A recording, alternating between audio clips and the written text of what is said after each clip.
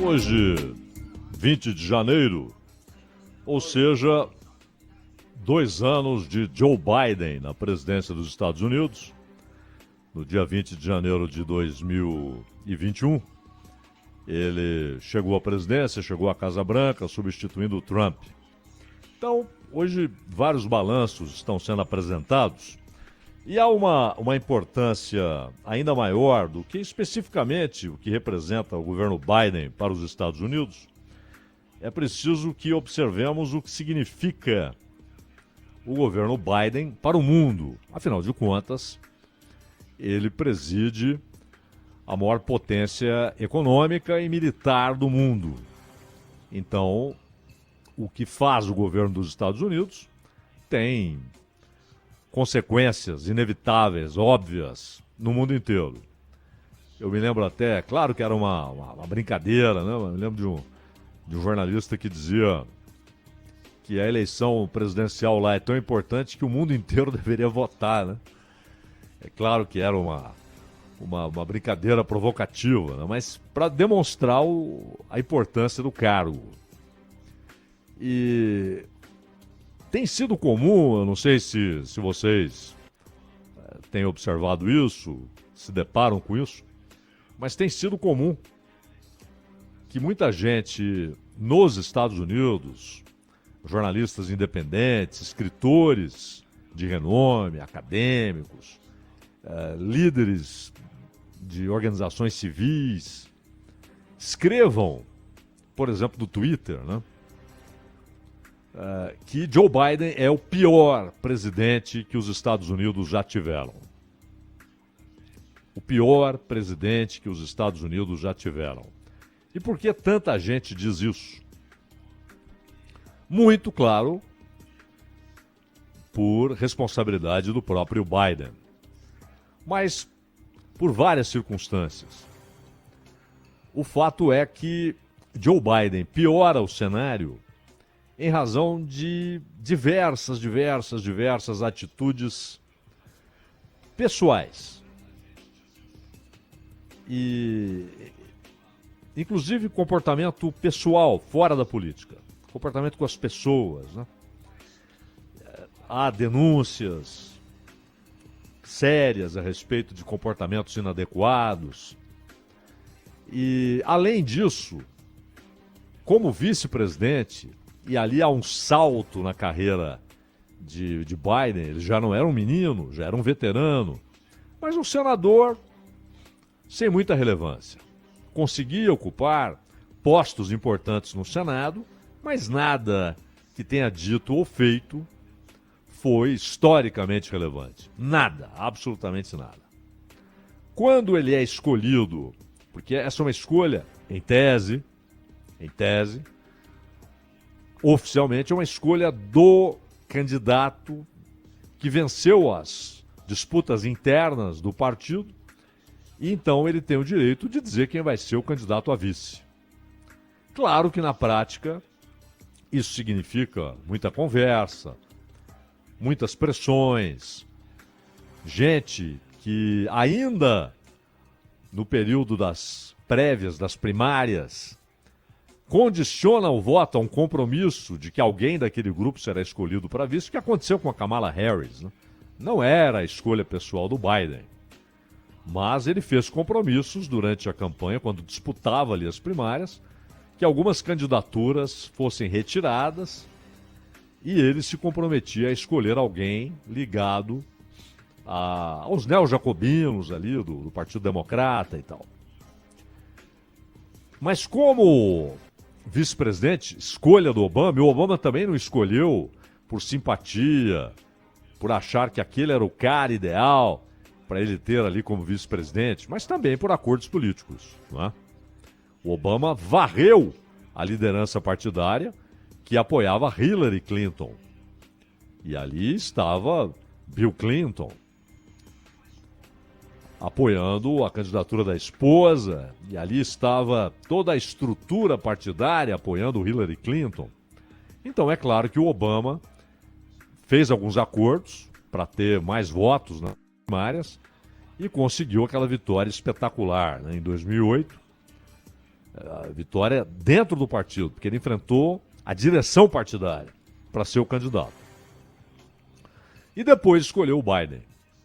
É quando o Biden ganha relevância internacional. Até então era um senador, não obscuro, participava de comissões importantes, mas nada, repito, do que tenha dito ou feito foi historicamente importante. Nada.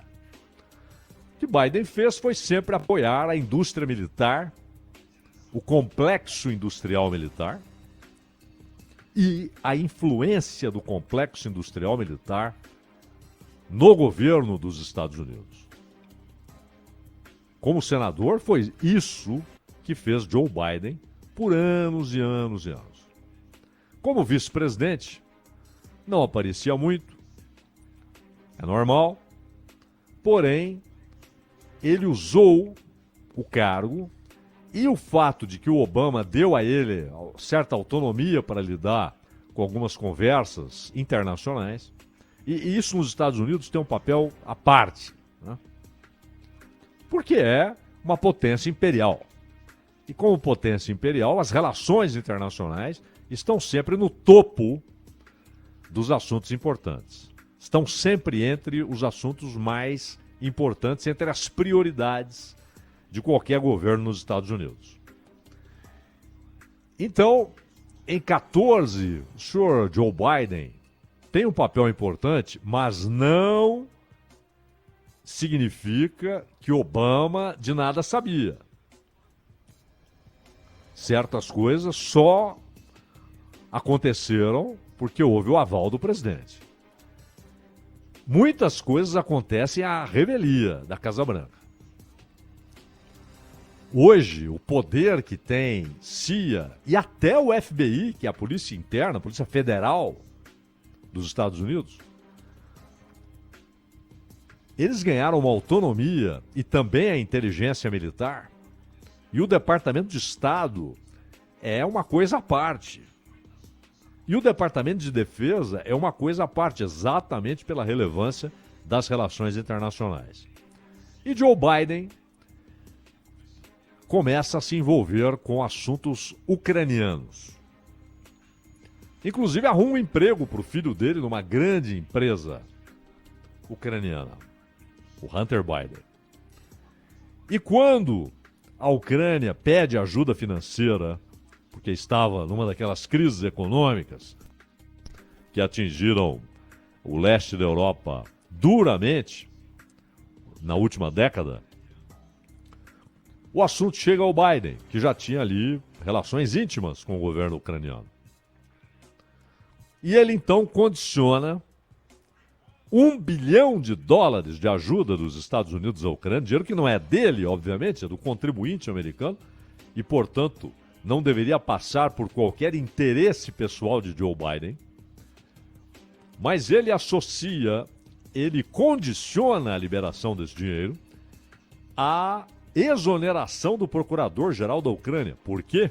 Porque o procurador-geral estava investigando exatamente a empresa onde trabalhava Hunter Biden.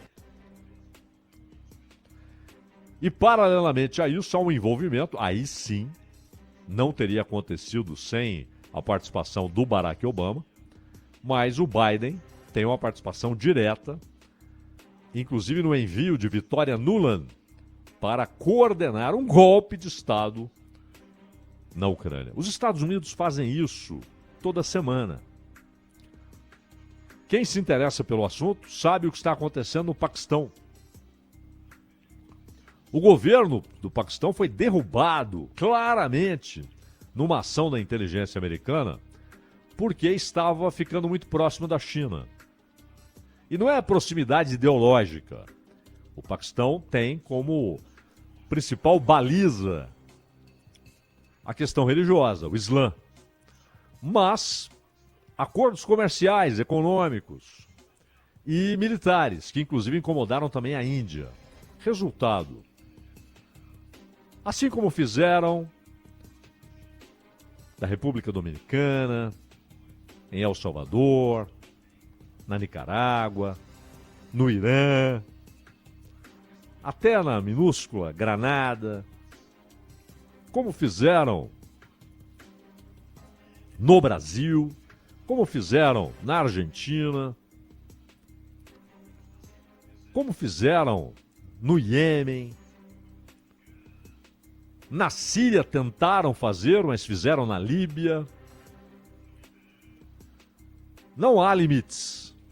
Não há limites. Eu estava ouvindo ontem, inclusive, um discurso do Che Guevara na ONU. E ele falava ali, início dos anos 60, aliás, foi um discurso muito aplaudido, né? Porque fugiu completamente aquele padrão de rasgação de seda, de palavras cuidadosas, né? E ele sobe ali na tribuna com uniforme militar. E ele falava exatamente do direito que os Estados Unidos se concedem permanentemente de intervenções. Aquele governo me incomoda que seja derrubado. O caso do Irã é clássico, anos 50. É clássico, porque é descarado. Descarado. Na Nicarágua também, nos anos 50, que vai depois resultar na ditadura do Somoza, né? E posteriormente na Revolução Sandinista, etc., também é descarado, é aberto. Não há constrangimento em assumir que sim, estamos derrubando um governo. E isso foi feito na Ucrânia. Derrubaram um governo. E isso desencadeia uma série de eventos, desde a retomada da Crimeia pela Rússia, os 2 acordos de Minsk, o desrespeito aos acordos de Minsk. Claramente, Rússia e Ucrânia usaram os acordos de Minsk para que ganhassem tempo para uma preparação militar. E a decisão de fazer com que aquilo que acontecia antes, com Clinton, com Bush, com Obama, mas de maneira muito calma, silenciosa na medida do possível, cuidadosa, se tornasse atabalhoada, barulhenta e hostil à Rússia, que é o avanço da OTAN em direção ao leste. Então, o senhor Biden, além dos problemas para a sua presidência em termos de popularidade, problemas associados a atitudes pessoais que nada tem a ver com a política, além do caso Hunter Biden, porque aquilo que falamos que ocorreu antes volta à tona quando é descoberto ali um e-mail de Hunter Biden. E há uma publicação no New York Post, jornal antiquíssimo, que não tem a relevância, pelo menos internacional, do New York Times, mas que é lido para burro, tem uma grande tiragem, e que trazia ali, olha aqui o que diz e-mail de Hunter Biden, provando o envolvimento desonesto, casos de corrupção da família Biden, com conhecimento do Joe Biden, casos de corrupção, interesses da família Biden na China e na Ucrânia. E aí o grande papelão, a grande desmoralização da imprensa americana, que temia que aquele caso pudesse levar à derrota de Biden, não que amem Biden, mas odeiam Trump. Então, para que a derrota de Trump fosse garantida, eles resolveram dizer que tudo aquilo era coisa da inteligência russa. Até que no ano passado, 2 anos depois, porque isso foi em 20, né, na campanha, 2 anos depois, o New York Times diz: mentimos. Ocultamos. Aquilo era verdade. E esse meia-culpa do New York Times leva os outros veículos a um constrangimento, até pela importância do jornal. Mas, muito timidamente, CNN americana, NBC, Washington Post. Washington Post é um jornal ligado à CIA. Desde que Jeff Bezos comprou o Washington Post, ele é um jornal ligado à CIA. E a NBC tem cada vez mais, e a CNN também, colaboradores que são ex-agentes da CIA ou da inteligência militar. Essa gente hoje consegue grandes empregos na televisão americana para divulgar, defender as posições da CIA e do Departamento de Estado, e, portanto, das Forças Armadas na sua área de inteligência. E os canais alegremente abrem todo o espaço para que esses sujeitos apareçam como comentaristas independentes, mas sejam, na verdade, apologistas desse grande complexo que mistura espionagem, muito dinheiro, venda de armas em larga escala. Ninguém está falando aqui de revólver 38, mas de míssil, bateria antiaérea, caças, coisa pesada, tudo na casa dos bilhões. São 8 grandes empresas. E muitos veículos viraram simplesmente porta-vozes desses interesses sombrios. Porque atingem a segurança do mundo, desestabilizam o governo, desestabilizam e derrubam. Desestabilizam, derrubam e desencadeiam guerras. Não é moleza. É pesado. E os veículos de imprensa dos Estados Unidos, os mais renomados, como diria Paulo, né, reputados, viraram isso aí. Porta-vozes de interesses sombrios, apologistas de interesses sombrios, apologistas não só desses interesses sombrios, mas também de uma visão do mundo, que é a visão dos tais neo-jacobinos dentro do Partido Democrata. Não amam Joe Biden, não acham que Joe Biden é um grande líder, até porque ele nunca teve ideias que vamos conhecer o pensamento de Biden. Não há nada nessa linha. Ele é um sujeito que representa esses interesses sombrios, sempre foi, no Senado, na vice-presidência e agora na presidência. E está com o poder da presidência, levando isso à enésima potência, elevando esse estado de coisas à enésima potência. E tomando atitudes que beneficiam descaradamente esses interesses sombrios, inclusive da indústria militar. Esse é Joe Biden. E com negócios pessoais escusos que foram feitos com o respaldo de ele ser, então, vice-presidente da República. É tudo muito grave. E a imprensa que antes protegeu Joe Biden daquelas denúncias que eram verdadeiras, ela agora fica ali dizendo, bom, Biden não é o candidato ideal, o risco dele perder a eleição em 24 é grande. E o Trump quer voltar. Então, eles atacam o Trump, com uma parte dos democratas. Essa parte tenta tornar o Trump inelegível e tal. Mas, ao mesmo tempo, receiam que Biden, primeiro pela idade, problemas de saúde que são notórios, né? Mas principalmente pela dificuldade de enxergar Biden com voto suficiente para ser eleito. E agora tem um caso aí de documentos da administração Obama, quando ele, repito, era vice-presidente, e que aparecem em escritórios ligados a Joe Biden e na casa de Joe Biden. E quando foram encontrados documentos de Estado lá numa das propriedades do Trump, o que não pode, o Trump não pode, não poderia, não tinha em nenhum momento o direito de levar esses documentos para uma das suas propriedades. São documentos do Estado, documentos oficiais, documentos de interesse público.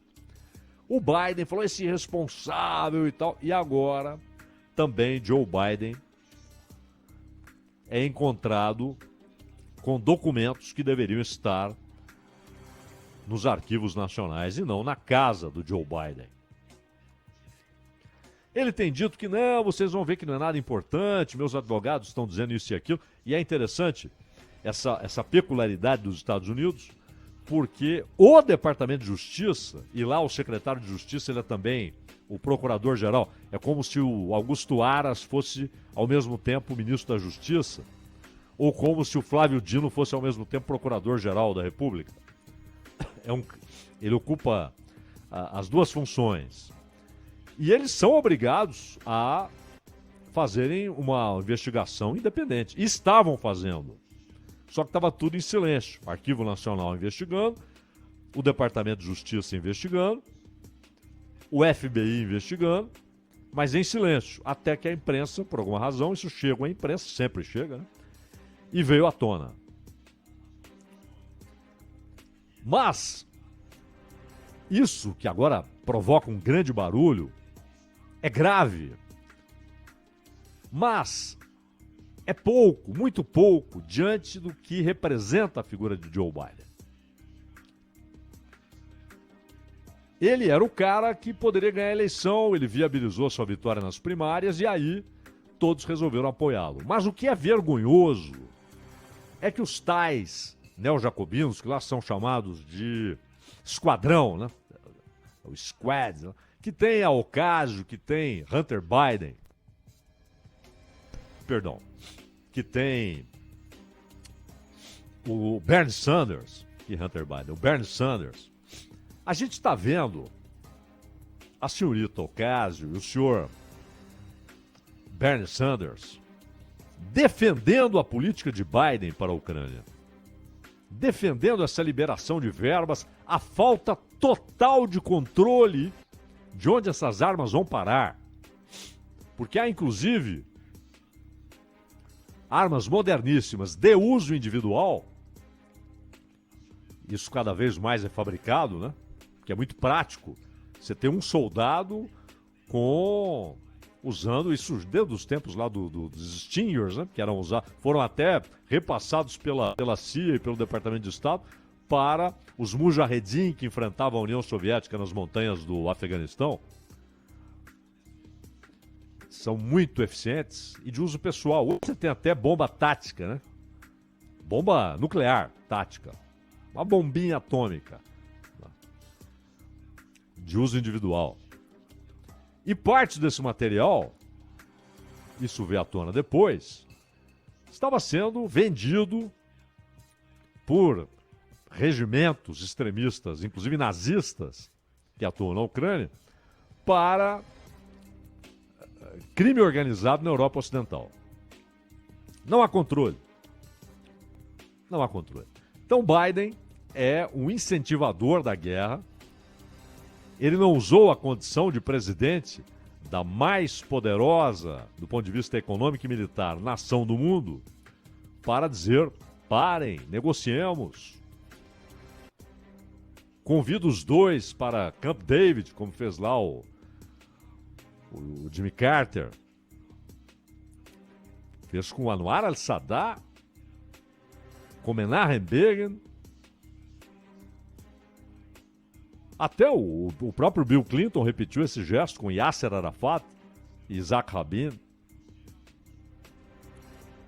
Biden não tem nada, um gesto nessa direção, nem que seja para fazer de conta. Ele quer guerra, porque essa guerra está enriquecendo seus grandes aliados, aqueles dos quais ele sempre foi um porta-voz dentro do Senado, depois na vice-presidência e agora na presidência. Então, faltam 2 anos. Claro que agora todos os movimentos são voltados para a eleição. Primeiro a disputa interna. E aí? Biden será candidato? Tentará ser candidato? Terá o aval do Partido Democrata se quiser ser candidato? Afinal, ele é o atual presidente, isso dá um respaldo tremendo. Mas dadas as circunstâncias, a pouca popularidade, será candidato? Se não for, quem será? Quem ele apoiará? Quem irá querer seu apoio dentro do Partido Democrata? Quem sairá pelo Partido Republicano?